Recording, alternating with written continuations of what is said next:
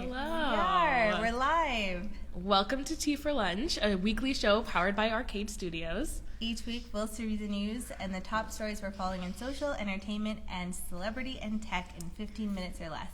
You can catch the show on Instagram Live every Wednesday at around 12:30 Mountain Standard Time, or on all podcast providers, and on YouTube every Thursday. And this week we're your hosts. I'm Mitzi. And I'm Taina. And we're excited to be here. Yes. We got lots of stuff to talk about today, but first of all, I want to talk about the thing that's on both of our hearts and minds, and that's that we're both going viral on TikTok right now. You're closer to 1 million views. I'm at like 930,000-ish, which is like that's so wild.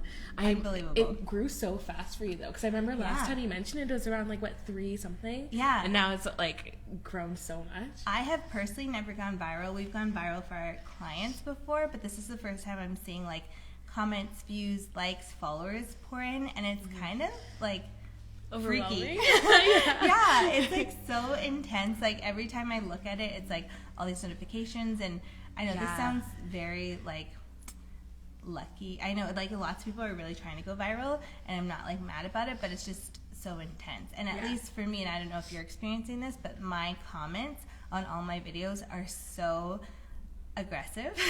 Yes. So the video that I have that's going viral, it's about ranking celebrity brands with little to no explanation. There's this like trending audio, and like some celebrity brands I'm saying is a no, and those fans are coming for me. They are so personally upset that I kind of dislike their favorite celebrity's brand. It's like intense. But that's what makes that. I feel like that's like part of the formula to going viral. Like if it's not like one of the controversy of like people will disagree with you, it provides more views and more comments, because while they're taking the time to like hate comment, the views are like playing back and forth. So it's like that's usually how you go. Because even with like for my video, it's about my hair type, and I got the idea because some of my other videos that had a lot of views were people debating about what my hair type actually is, and if you don't know, it's a whole other chart, but it's just like I decided to make a video that like ask people like what is my hair type then, if you guys are saying it's not what I thought it was, and then everyone obviously is like debating in the comments because that's what I kind of wanted. Like I literally asked you, but it's just funny when people are hating on each other or hating on me for something that's like it's just lighthearted. Like you don't have to tell me I'm gonna get alopecia. Oh my gosh, like, yeah, it's so intense. It's like this like we're in this weird internet space where like everyone feels like they need to share their opinion, and their opinion is the right one. People are literally fighting each other in the comments for my video about like, I don't know, like the silliest thing, like whether Fabletics is cool or not. And I'm like, I personally don't think so. And then I intentionally did a video where I had like Fabletics as a no and then Yitty as a yes, and I know that they're part of the same parent company, and I have hundreds of comments in there being like, oh my god, I can't believe you didn't know they're part of the same company, duh. Like, and it's like, I actually did know like, that. They're coming for my career, my integrity, like, because I did that. Yeah, like, from your own company. But the one positive thing is that some people are kind of, like, standing up for me. Like, some people are like, they said it's her opinion, and I'm like, thank you. Like, those people, I don't think I'm like have a thick skin enough to be able to take on more hate than this. Like this is as far as I want to go, I think. To me, I don't mind, and I think for all of the like hate comments, there are so like there's like 10 times more people who are just really nice about it and just being like, oh, like just complimenting me, and so it's nice. I like it. I just ignore the hate ones. I'm not like, getting that ratio. It's like a 10 to 1 for like people being upset, but I know it's not. I'm like trying not to take it personally. Obviously, it's like the fans, the super fans of these celebrities. Like one person who's upset that I said House Labs, which is Lady Gaga's makeup line. I said it was like a 50-50, and someone said apologize with tears. I actually do like her foundation though. Oh really? It's so well. nice. The thing is that I've said over and over in these videos is it's based on their marketing and branding, and not necessarily the product. But speaking of hate comments, yes, we have a really interesting story. Our first story of the day. Someone sent Miss Rachel hate mail, and moms on TikTok are not happy. Miss Rachel, I don't know if you're familiar, but she's a creator, and she's known for a YouTube show for children. It's called Songs for Littles. And Miss Rachel shared that she recently got a hateful email and it deeply hurt her feelings. Also, she's new to TikTok, so it was like one of her first few videos. Oh, she's new? Mm-hmm. She's already gone viral. Like, she's doing really well. Well, she's doing really well outside of TikTok. She, like, moms on TikTok have been singing her praises on TikTok for so long, and then she joined TikTok, and then one of her first few videos was about this hateful email that she got. And since some people are saying that the situation is comparable to punching Mr. Rogers in the face, which is a little much. They're literally fighting violence with violence. Yeah. So people are coming out to defend her, and I think the videos that I've seen so far of people defending her are so funny.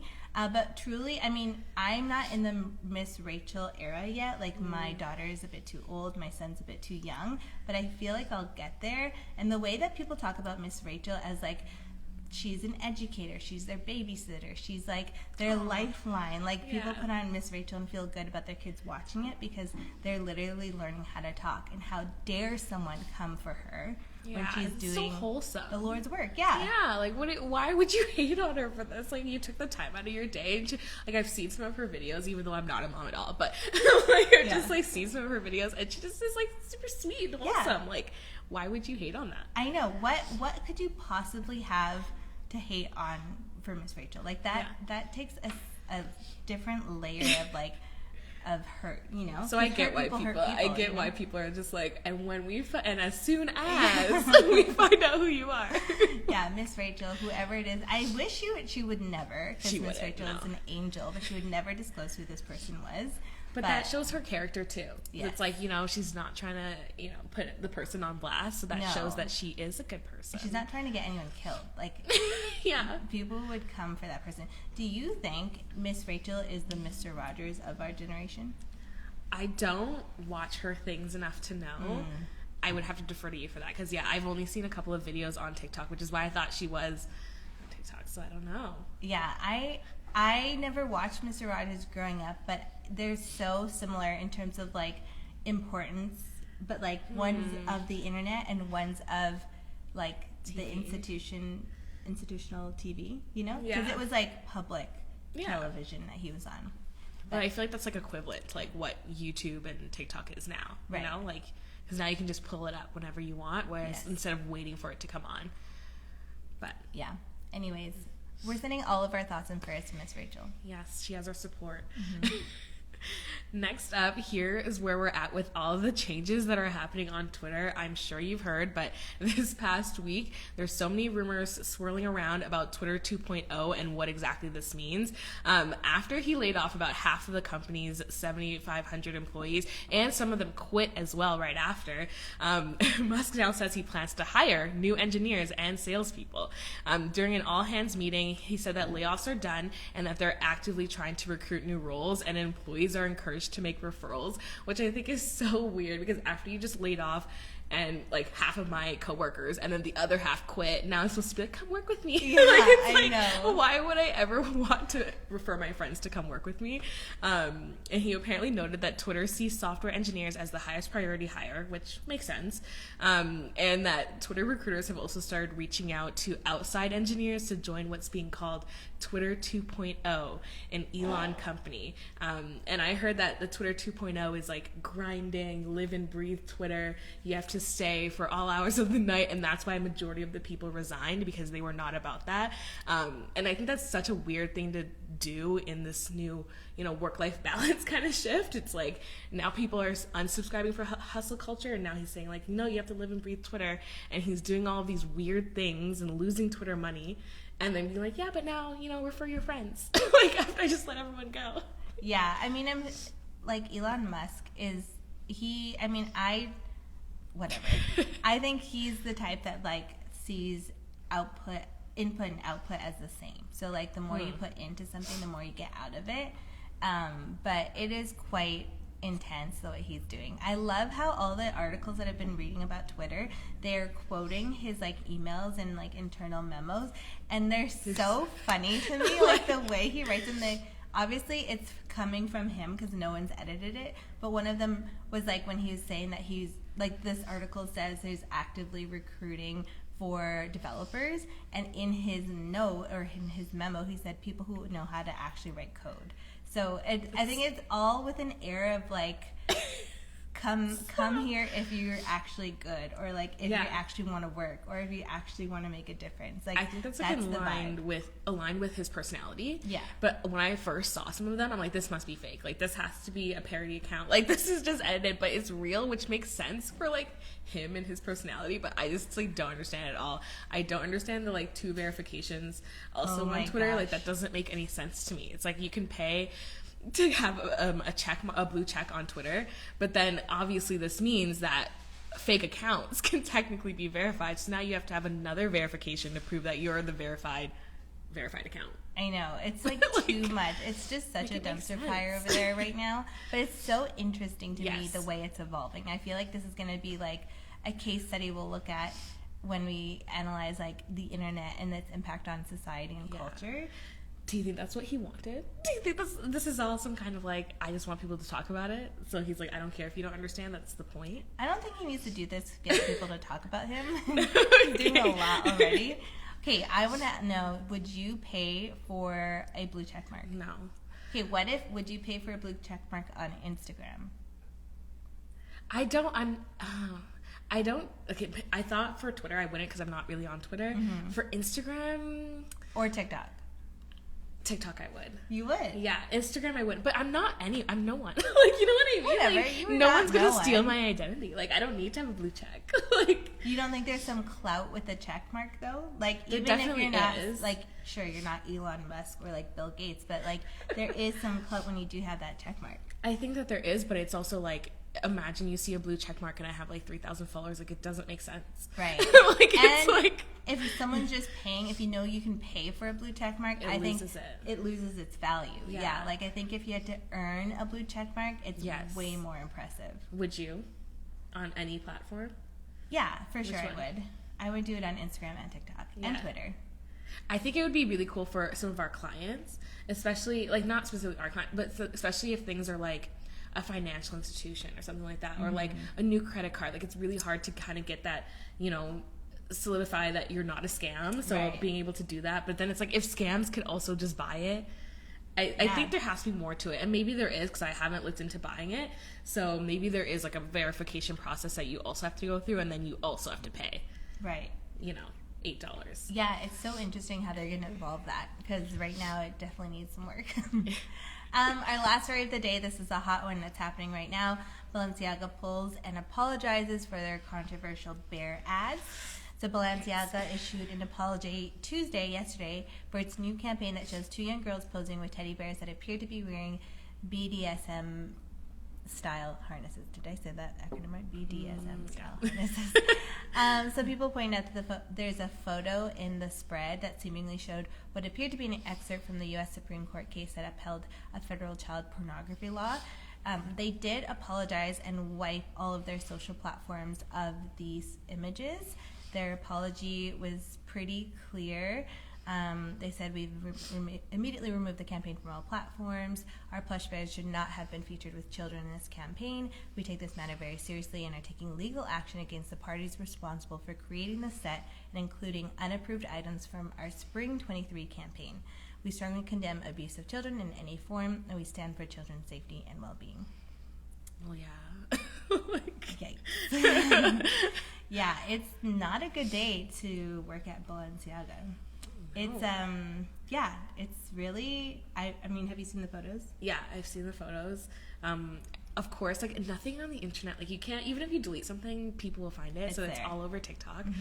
But I just don't understand, like, us working in an agency, we know what goes into planning, filming, and shooting, and then posting a campaign. Right. It's not a one, like, oh, maybe let's try this, and then you get the photos up on Instagram. Mm-hmm. There's so many steps along the way that people have to check off on it, and there's so many shareholders that say yes and approve things. So from conception and storyboard to actually posting it on Instagram, not one single person thought, maybe this is inappropriate. Yeah. To me, this feels like the right hand doesn't know what the left hand is doing. Yeah. Like, obviously, they have to come out and apologize, and they should have, and they should never have had this campaign come to life, but maybe Balenciaga is such a big organization where they have, like, people just kind of, like, working independently from, you know, like bigger stakeholders. I don't know. It just feels like it's never a good look to apologize on behalf and then say you're pursuing legal action with the parties involved to actually posting this. When it was your brand. It's not like someone else is suing them or something. It's like, this is you. You're suing people who worked for you or who are under your contract, or either way, it's just like, what? Someone approved it, so it's not really their fault. Like, yeah. I mean, people are getting fired over this for sure. Yeah. Makes sense. Unimaginable if they didn't. It's just so interesting to me that they're pursuing legal action and going that far. And I don't know, it's just so intense. It's so weird. Especially the one, like, all of them are, I think, just really weird, especially since they had a contract where they're not supposed to use models under the age of 18, and then they did anyways. But the one picture with the hourglass bag with the 3 stripes that was on top of the paper of the child pornography law, like, it was just like, why? Yeah, of all the things you could print out as like extra sheets of paper on a desk, why that? Yeah, and even if it was like, oh, we just pulled whatever sheets we had, why did you have that sheet? Yeah, like why is that even printed? It doesn't so make weird. sense to me. Yeah, I think it's gonna be really interesting to see how Balenciaga recovers from this. Yeah. We'll see like what their next moves are, and of course they will recover from it. They're such a big brand, but I personally didn't think the apology was good. And we had just learned about apologies when we were taking our DEI training, so it was just with Bloom. Yeah. And so it's just like, this is so funny because we just learned about apologies, and then I see this and I'm just like, yeah, this isn't a good apology. I do appreciate that they acted quickly. Yes. And they did like identify what was wrong with this. Yeah. And they were clear about that mistake.